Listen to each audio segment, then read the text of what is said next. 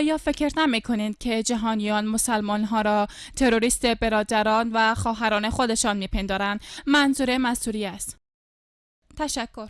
خواهر سوال کردن آیا فکر نمی‌کنین که جهانیان مسلمانان را تروریست برادران و خواهران خودشان در سوریه میپندارند؟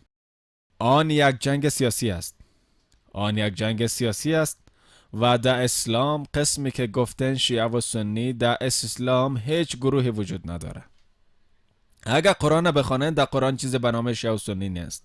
قرآن درباره شیعه و سنی گپ نمیزنه. الله در قرآن سوره ال عمران چپتر 3 آیه شماره 103 میگه واعتصموا بحبل الله جميعا ولا تفرقوا، و همه یک جا بر اسمان خدا چنگ بزنن و پراکنده نشوین. الله میفرمایند بر اسمان خدا که قرآن مقدس حدیث معتبر است چنگ بزنید و پراکنده نشوید. خدا در سوره انعام چپتر 6 آیه شماره 159 میگه ای پیامبر، کسانی که دین خویش را پراکنده ساختند و گروه شدند، تو را با ایشان هیچ گونه سر و کاری نیست. کار ایشان به خداوند محول است.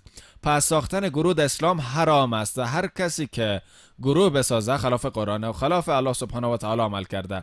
جنگ را در کشورهای چون سوریه، کشورهای دیگه یا پاکستان میبینین که گروه ها با هم جنگ میکنن، کاملا منع میباشد. در اسلام هیچ گروه وجود نداره. ساختن گروه در اسلام حرام میباشد. پیامبر گرامی چی بود؟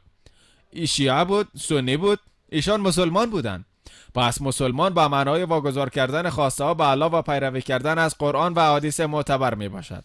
هر کسی که این مسائل دامن بزنه مسلمان خوب نیست. پس تمام مسلمان ها اگر قرآن بخوانن و بر راهنمایی پیامبر عمل کنن، ان شاء الله ما در بلندترین مقام جهان قرار خواهیم گرفت. دست راستر مسلمان ها به خاطر دور بودنشان از قرآن و سنت عقب مانده هستند. ترجمه قرآن بخوانن، احادیث سیره بخوانن، ان شاء الله مسلمان ها در بلندترین مقام هستند.